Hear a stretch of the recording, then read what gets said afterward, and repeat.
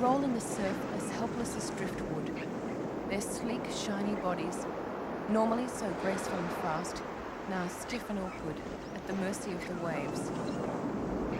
Many of them already buried like black rocks in the sand. This stranding of parted whales in Tasmania, Australia is not unique. Similar whale strandings occur every year all around the world. And the most widely accepted theory for such extraordinary behaviour by these highly intelligent creatures has been mass suicide. Whales do not suicide. They get themselves into trouble and they can be rescued. And Two Australian conservationists, Levy and Levy Bethune, fiercely rejected the suicide theory. They believed that not only did whales not strand themselves deliberately, but that they could be rescued. This is the story of their fight to prove that belief, their fight to save the whales. This time, not from the murderous persecution by man, but from the tragic results of their own behaviour.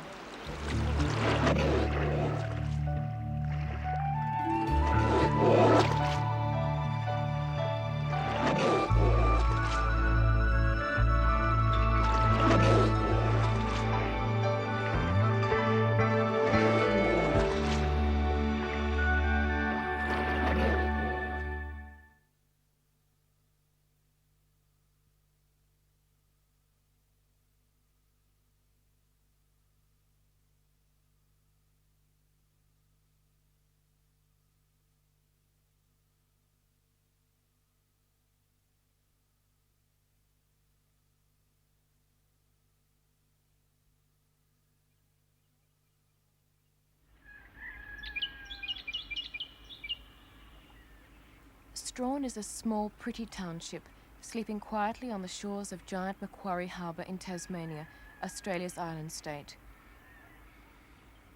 Its coastline of rocky cliffs and long, lonely beaches lies on the traditional migratory route of sperm whales as they travel from the warm Pacific to the icy waters of Antarctica.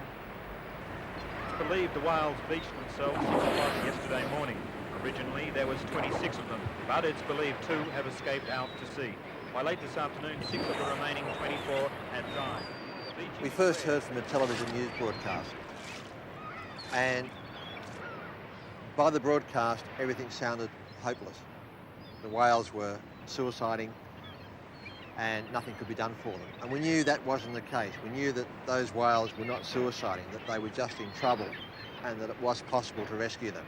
So we flew down the next morning, and when we arrived, there were whales right along the beach, some already dead and some still very much alive. We had no idea at that stage what we could really do, and we just set out to try to see what we could achieve to rescue them. But just moving the stranded whales, let alone rescuing them, seemed to be a hopeless task. Many of them were up to 50 feet in length and weighed around 40 tons. They organised volunteers with shovels to try and dig a channel to refloat the whales and allow them to swim back out to sea with the tide. But as fast as the holes were dug, the sea filled them in. A bulldozer fared a little better, but when the tide came in, the attempt to refloat the whales failed, and the technique was abandoned. Despite the failure of these enthusiastic, clumsy rescue efforts, there grew a conviction that somehow something could and would be done. For the first time, Levy and Bethune witnessed the intense emotional response that stranded whales generate among the people trying to help them.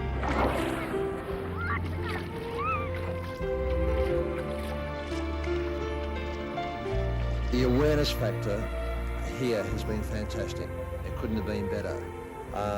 The rescue operation has been led by Peter Davis from the National Parks and Wildlife, but the people around have responded beautifully. It was Ranger Peter Davis who achieved the first breakthrough. While using his boat to try and help one of the whales off a sandbar, he observed something that was to provide a vital key to successful rescue in the future. I was trying to push its head around the boat, just gently, nudge its head around in the right direction. And it rolled. Just rolled completely over. Tried to swim ahead again, couldn't. Rolled over again, tried again, and on the third time it rolled over, hit the deep water, and then with a little bit of guidance, it went out through the entrance. Peter came back in and told us about the rolling accident. He felt it was a breakthrough. So we tried it on a small whale we were trying to rescue, and it worked. She got her balance back, and a little later, she swam out to sea. But the discovery came too late for most of the whales. By then, only a few remained alive. Next morning, on a cold, deserted beach, one of them died in circumstances that had a profound effect on Levy. The whale was stranded well away from the water, and the chances of rescue seemed hopeless. Ranger Peter Davis suggested to Levy a gun be used to end its suffering. Now, I've always hated guns. Guns cause pain, and suffering, and often agony. And we debated the issue for quite a while. The ranger said that if I really cared for that whale, I would not want to see it suffering on the beach. So I agreed. I went against my feelings and my better judgment. And it was the biggest mistake I ever made. 5 bullets were fired into the whale. And it didn't die. It thrashed around in agony, and it bled. And we both felt pretty bad. And I sat with the whale until it died. It was 15 hours. I talked to it, I stroked it, and I suffered with it. And there was no way that I could really undo what I'd done, except to make sure that this did not happen again. And ever since then, I've fought against the use of guns on whales. The death sparked fresh determination in Levy to try and rescue the sole surviving whale, trapped in an almost impossible position in a shallow, rocky bay. He recalled the dispersed volunteers, including scientist Bill de la Mer, internationally recognized for his work with whales. It was decided the whale's only chance was to tow her to deeper water. A local fisherman and his crew provided their services free of charge for the rescue attempt. The whale was badly sunburned, but there still seemed to be plenty of life left in her 30-ton body. Yet for all her size and formidable power, she was as gentle as a lamb with her rescuers. Towing a whale backwards is risky at the best of times, and we weren't well equipped on this occasion. A whale has very sensitive, soft skin around its tail, and you should always have car tubes or canvas to protect it from the rope.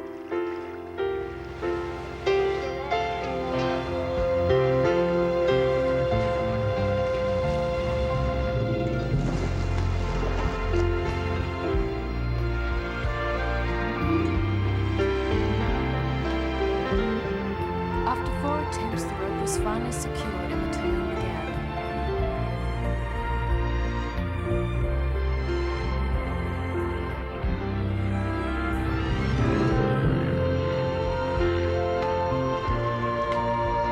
They also face the danger of the whale drowning if its blowhole is submerged for too long. Whales need to come up to breathe every 10 seconds or so in a stressful situation. But with this whale, they didn't have a choice.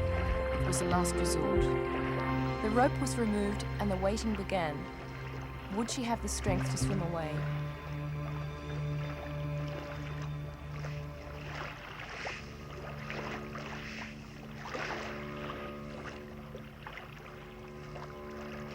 For half an hour they watched for signs of life. Signs that never came. The rescue attempt had come too late.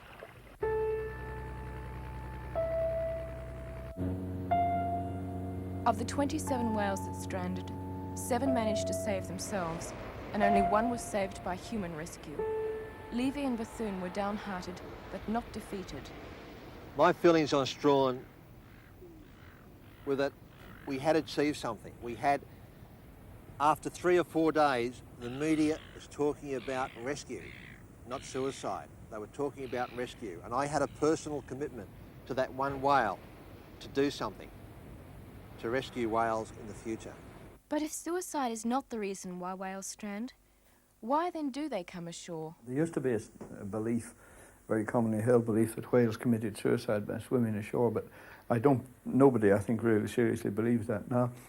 Man, to my best of my knowledge, man is the only species which has been granted the privilege of guns and poison and knives and such like things with which to commit suicide, not forgetting the gas oven.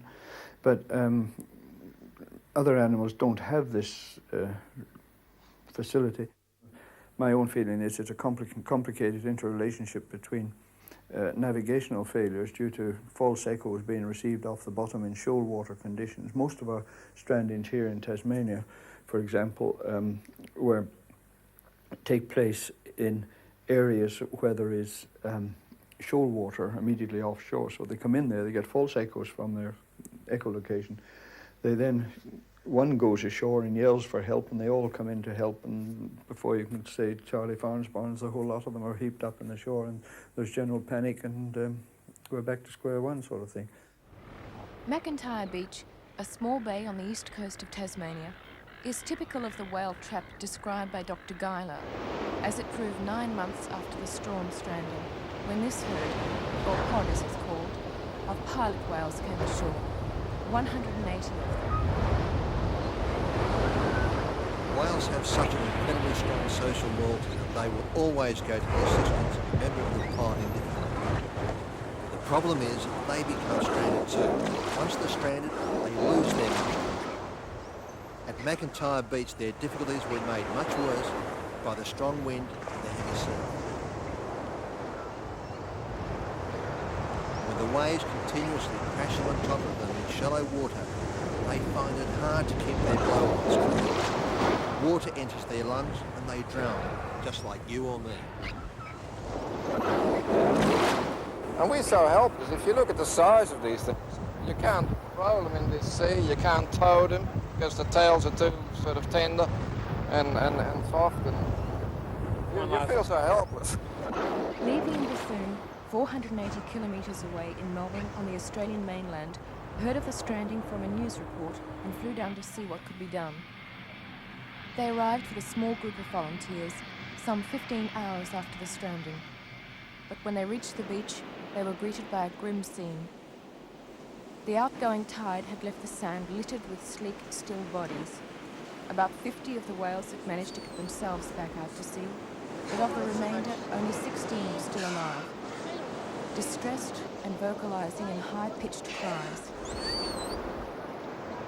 A handful of people had stayed on in the icy darkness to comfort them and try to keep them alive.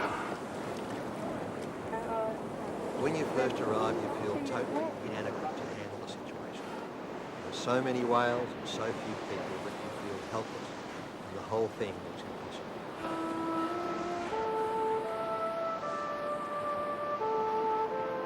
The wind had died and the sea was now calmer, but without people, the equipment, or the experience to stage a rescue operation, the talk once again strayed to death by euthanasia.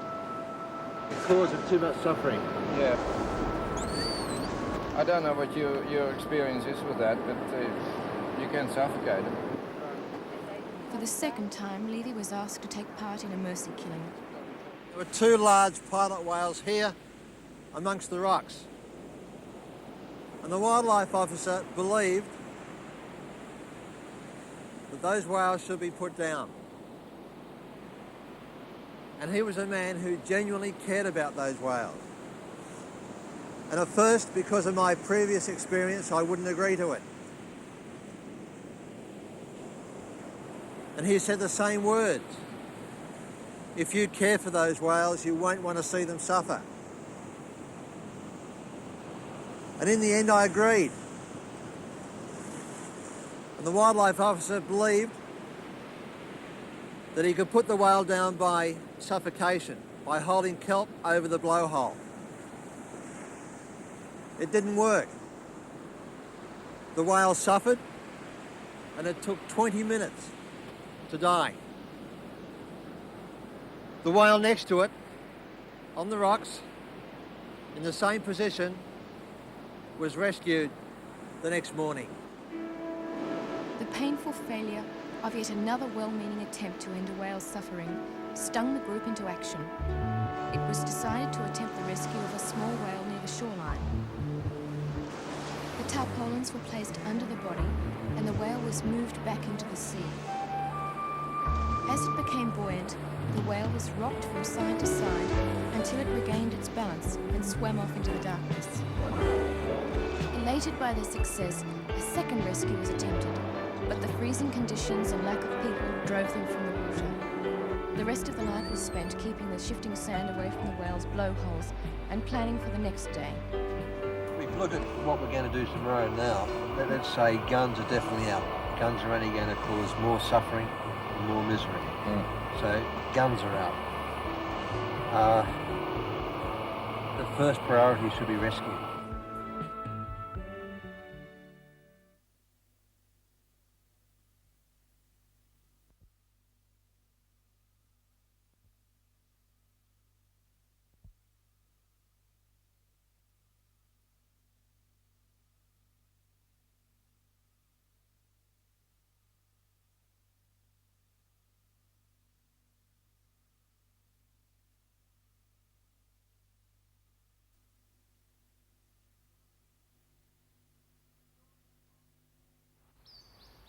The dawn was promising, clear skies and a calm sea. At 6 a.m, with the help of a TV news crew, another whale was rescued. It set the stage for a triumphal day. The good news travelled fast, and the beach was soon packed with people anxious to join the rescue.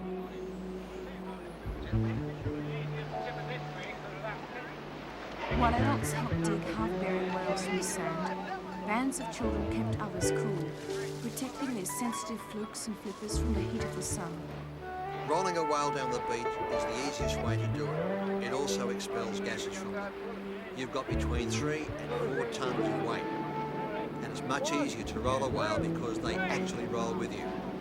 All you're doing is giving them the momentum and they can maneuver themselves over. Now when you first get them back in the water, they usually have muscle cramp. They list, and if you just push them straight out, they really can only move in circles and the waves will wash them back in. So what you do, you rock them from side to side and roll them over. And that might take half an hour per whale. And they're working with you. You can feel the power coming back into their body. When they're ready to go, they certainly let you know. And when their circulation's moving and they've lost their muscle cramps, they'll often swim around you a couple of times before they move out to sea. And it's a nice gesture.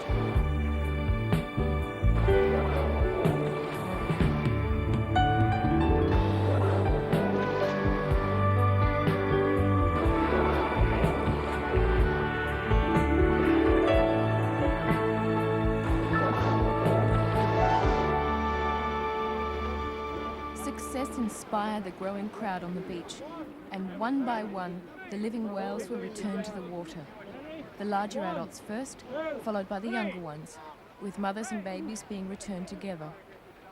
Because the small young whales are the easiest to move, many people make the mistake of trying to rescue them first. And what happens, of course, is that they come back in again to join their mothers or the older members of the herd. That's why so many people still believe the suicide theory, because the young ones restrand.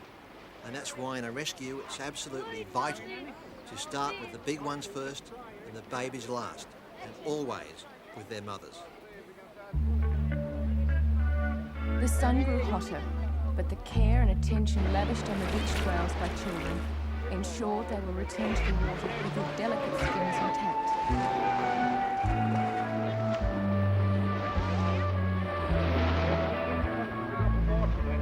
I've never seen a whale die with people looking at them. And there's no doubt in my mind that those whales want to stay alive. Unlike us, the voluntary breathers, they actually have to consciously think about breathing. So if they wanted to die, all they'd have to do is decide to stop breathing, to simply shut down. They don't. They want to live. Again, there appeared to be a natural rapport and understanding between the whales and their rescuers, with the large animals never threatening or endangering anyone with sudden, violent movements.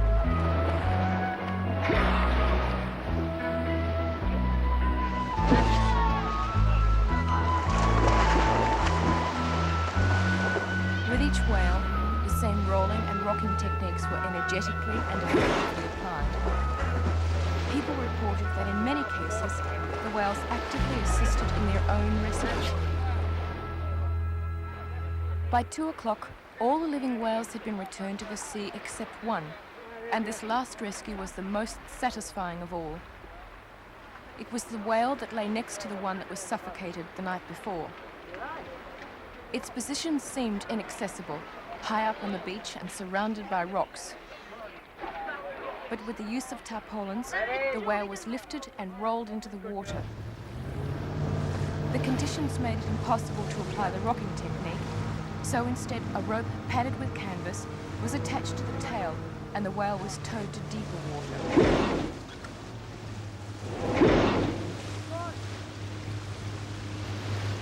Divers untied the rope, and this time the effort had not been in vain. The whale slowly regained its strength and, flowing lightly, circled the boat a number of times and then headed out to sea to join the rest of the waiting herd.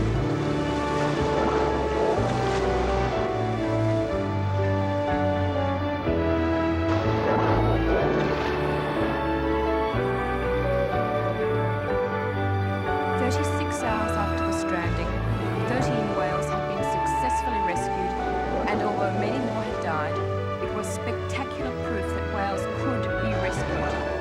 The kind of proof that is sometimes needed to spur governments into action. In Canberra, the Australian government announced the start of the first national contingency plan for whale rescue, while Tasmania came up with a contingency plan of its own, one that was to have a vital influence on the next major stranding in that state. And the architect of that plan was a man who, before the McIntyre Beach stranding, thought that rescue was almost impossible. Well, the first thought when I saw that scene of the whole beach covered in whales, most of which were dead or dying, was one of panic in a way. The main problem I could see was that these animals are so big and so heavy that initially I didn't think that it was possible to even move them. And I guess the main learning experience we've all had here is that what seems impossible may not be impossible. And, well, basically, I guess the advice would be not to give up hope. It is amazing what people can do in physical effort, and what a well-orchestrated effort can achieve. Part of the Tasmanian plan is a special rescue kit based on the tarpaulins that proved so successful at McIntyre Beach.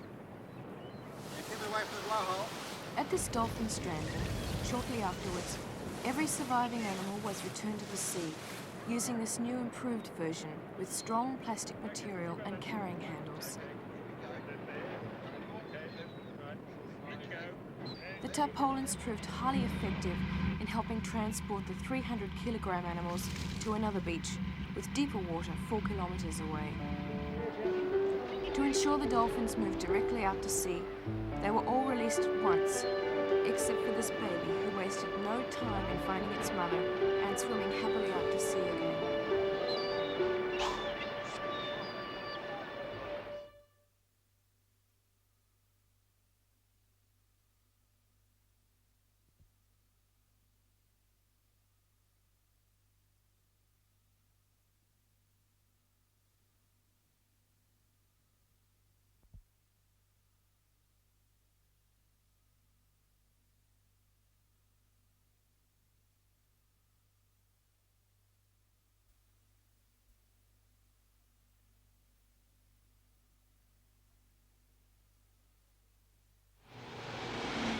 Levy and Bethune have now both left their jobs as cameramen with the TV station and were working full-time for the welfare and protection of animals.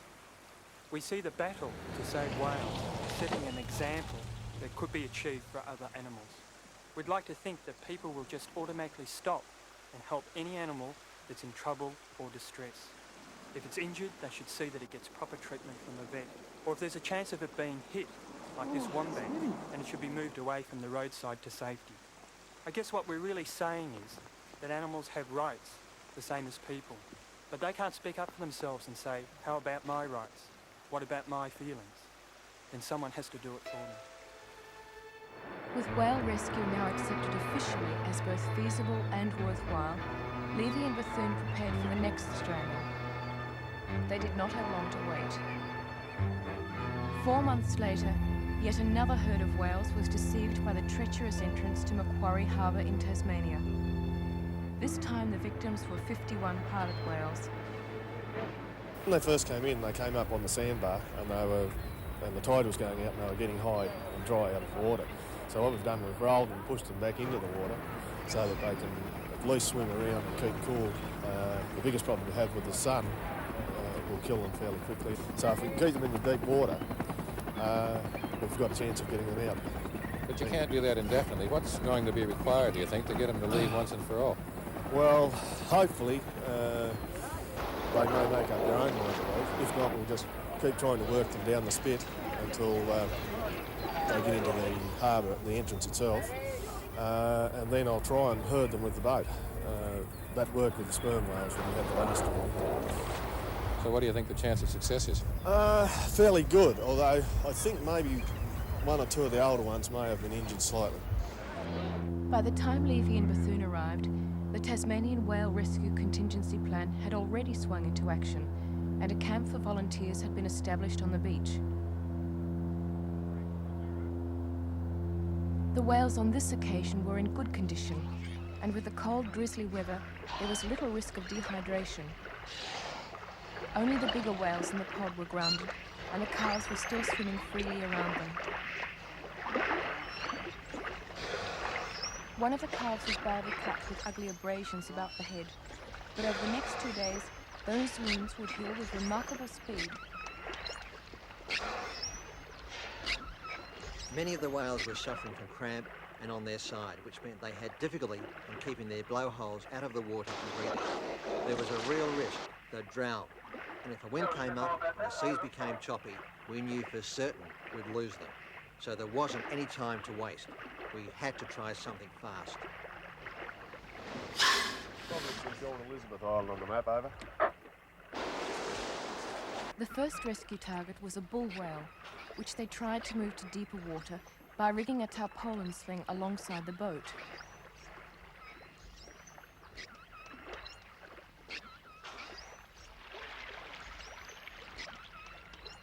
But the animal was too big and the technique was abandoned.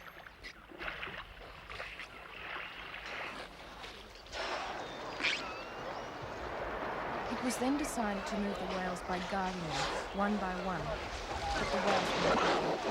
They became distressed at being separated from the rest of the pod and tried to rejoin them.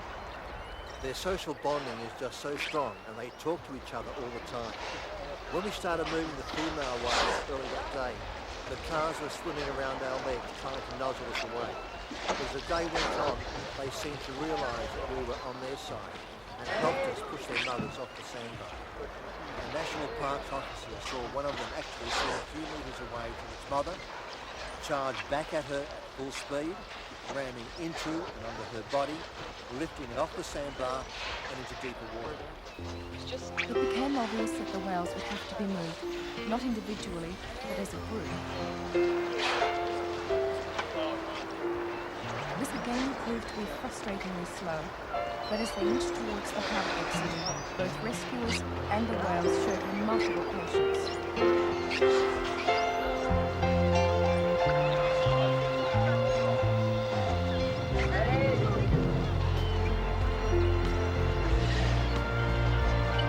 Each moving whale is working with them. There are times when they get angry. It's never an aggressive anger. They'll flap their tails in the water. They'll often chatter their teeth for a pilot whale. It's a bit like a mother scolding a child, and they'll communicate through their moan. They can't smile, they don't have any facial expressions, but they certainly show their feelings in many ways. It's a wonderful feeling to be with an animal so large and so gentle.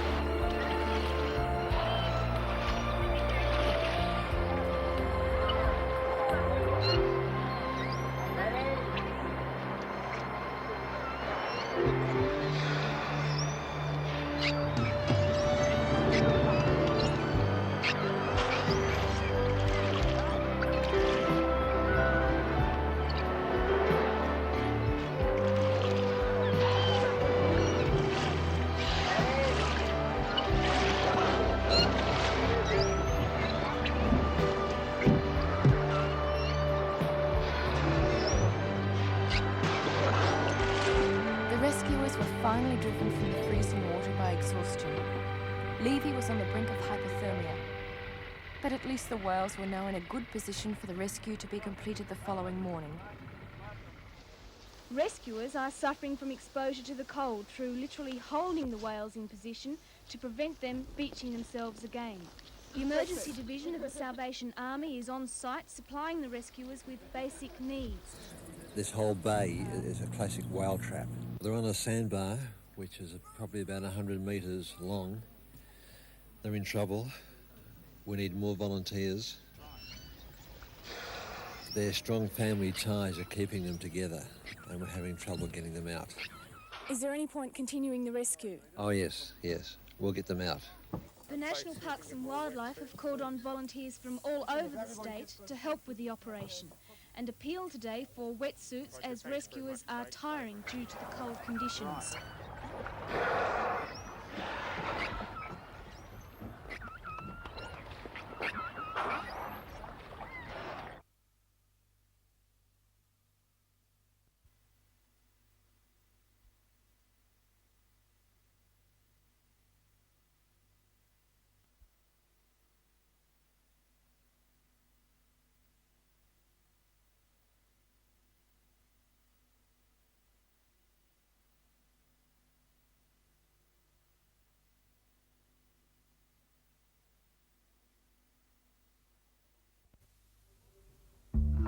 Next morning, all but 2 of the 51 whales were still alive, and extra volunteers had boats assembled for the final rescue attempt. This time, a new strategy was adopted: follow the leader. The biggest bull whale was carefully tied by rope to Ranger Peter Davis's boat.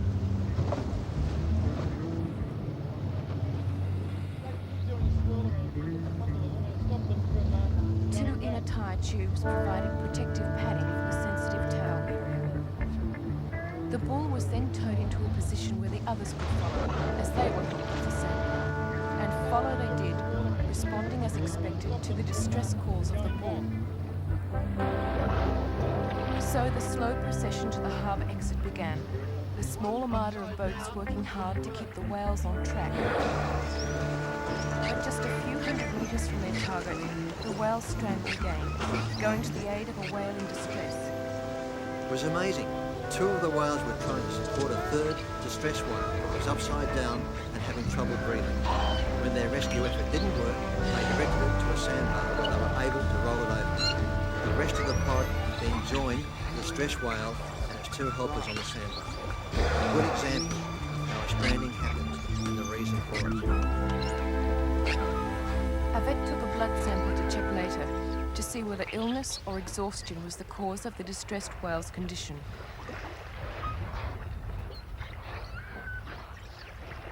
The unscheduled stop also gave rescuers the chance to tag the whales with coloured ribbons around their tails.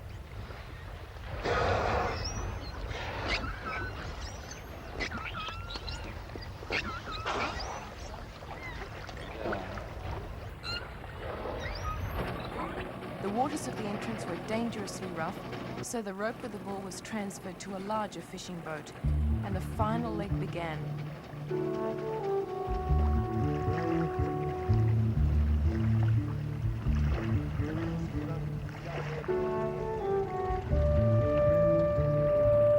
Success seemed assured, and then suddenly the whales became confused and threatened to turn back into the harbour.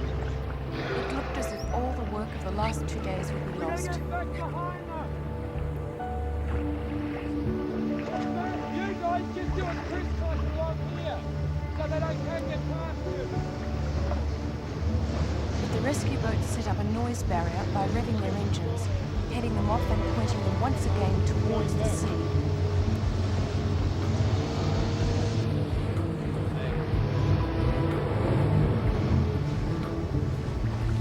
Now moved swiftly towards freedom, a freedom that the bull, which had led them to safety, would not share.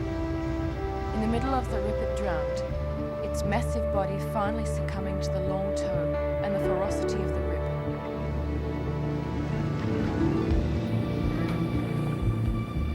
The remaining whales surged clear, and at their head, the small calf which earlier had appeared so grievously injured. For Neil Bethune, it was a moment of complex emotions. It was a beautiful feeling seeing those whales go out after spending 3 days of very little sleep, cold, often hungry, and at times wondering whether all that you'd worked for over the past years was in fact going to work here. It's that determination and that pushing yourself to an extra limit often is not normally there in trying everything you can to get those whales back out. While you're doing it and you're pushing yourself, you're okay, but as soon as you stop, that's when the exhaustion really sets in. And that was the case. As soon as those whales went back out, there was a feeling of exhilaration, but it was really short-lived because the job that you'd set out to do was all over. And that's when you had time to sit back and think of the whales that you'd lost, that you tried so hard to save, and the physical exhaustion came back in, so you really dropped your bundle. The Macquarie Harbour rescue was a spectacular success. 47 out of 51 whales were saved, and aerial surveys over the next 3 days confirmed that they had all gone safely out to sea and not restranded. Shortly afterwards, the Australian government completed its National Contingency Plan for whale rescue. I see it as a blueprint. It essentially, highlights the specific issues and how strandings might happen, and then how they might be handled, and then it gives the state guidelines on which they can build their own individual plans. We've had many requests from overseas countries for copies of the Australian plan, and in fact, several countries have said that they were thinking of doing something like that, but our plan was so good they're just willing to accept it with slight modifications, I guess, to the local needs. When people are concerned about whales, not worried about the science, they're emotionally concerned. And I think there's a lot of people don't understand this, the pressure of the emotions of people. They feel an association with whales. And perhaps from that point of view, science doesn't matter much. It's really that at the bottom of your heart, you believe that they are something very special that should be protected. Levy and Bethune committed themselves even further to their cause by forming the Whale Rescue Centre to organise and coordinate volunteer participation in future rescues. It was cruelly ironic that with their confidence riding so high and public support mounting, that the whale rescue movement should then receive a massive setback. I'll let the RSPCA know about it beforehand.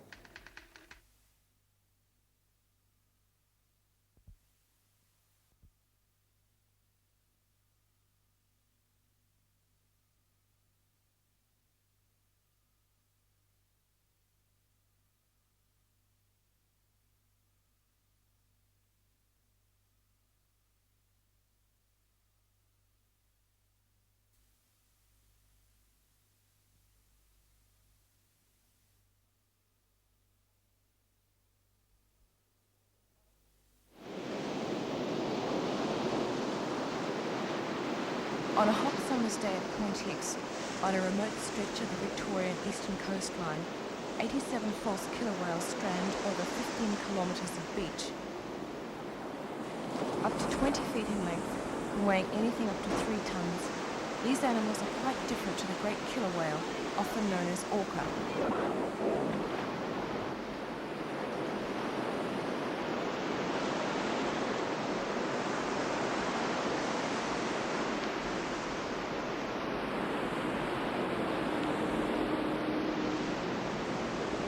A day that was to end in tragedy began with hope and enthusiasm. Although Point Hicks is isolated, there were many holidaymakers on the beach, and right from the start they took a positive attitude. Throughout the day they made energetic attempts to rescue the whales.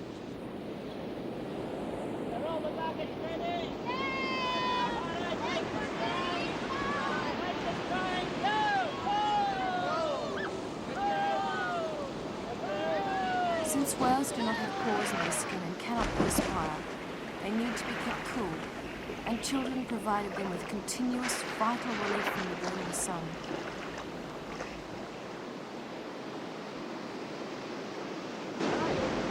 Despite the rough surf, several whales were successfully moved back out to sea, and Levy and Bethune believe many more would have been rescued if the holidaymakers had had some help and guidance in rescue techniques. But people reported that it wasn't until late in the afternoon that the fisheries and wildlife officers who were on the beach gave them specific instructions on how to roll whales. In fact, they didn't even bother to tell us about the stranding. We first heard about it from a newspaper reporter. And by the time we'd organised a plane, we didn't get down there until the end of the day. And the situation looked grim. About 60 of the whales were dead, but the ones which were alive were still in good condition. And we knew from experience that even a whale that looks on the verge of death can be saved. Our best hope was to wait till the next day when the wind was expected to moderate and the seas would be calmer. Unfortunately, the fisheries and wildlife officers had different ideas. They told us that in their view, rescue was impossible and the whales would have to be shot. We just couldn't believe it. Supposedly expert people were talking shooting instead of rescue. We argued with them, we pleaded with them to give us more time. Whales regain their strength during the cool of the evening, and first light is always a good time to start a rescue. But the fisheries and wildlife officers wouldn't listen. In the end, they said that if we could prove to them that we could get a whale back out, the killing wouldn't take place. Now the seas were rough, and most of the holiday makers had gone back to their camps for the evening. And the chances of a successful rescue seemed remote, but we had to have a go. We were desperate. And amazingly, we managed to get 2 whales back out to sea, and 3 people nearly drowned in the process.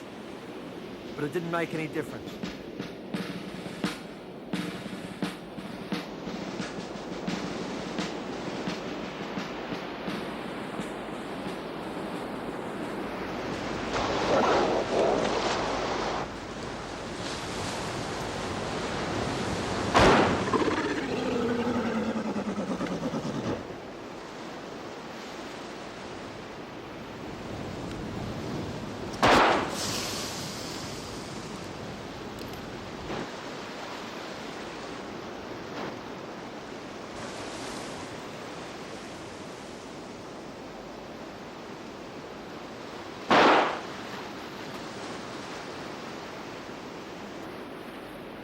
We had tried everything to stop the killing. There was nothing else we could do to stop them. So we filmed the slaughter, so that at least we would have the evidence to show the public and the media, because we knew that they would react with horror, just as we did. At 7 o'clock that evening, 19 whales had still been alive on that beach. They shot them all.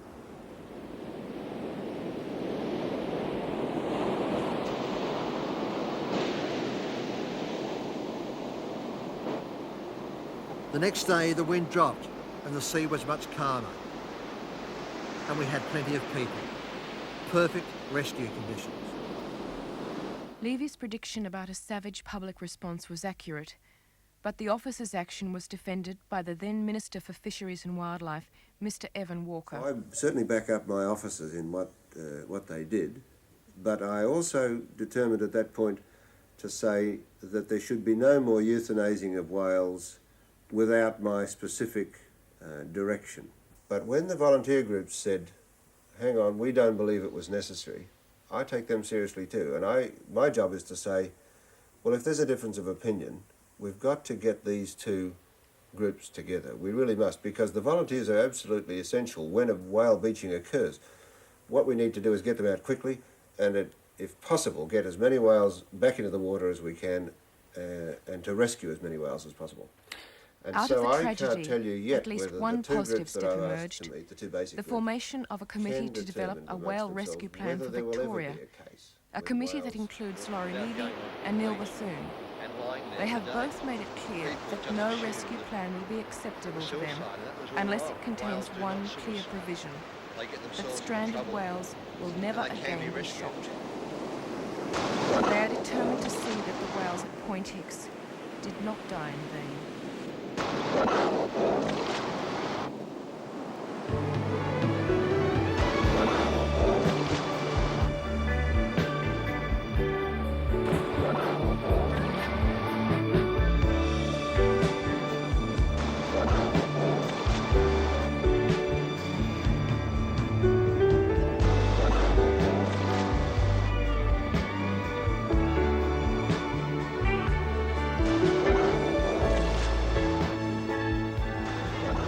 It's extraordinary that after centuries of persecution and murder by man, that whales have such a gentle, tolerant attitude to humans. With incredible brutality and ruthlessness, we have decimated almost every single species of whale.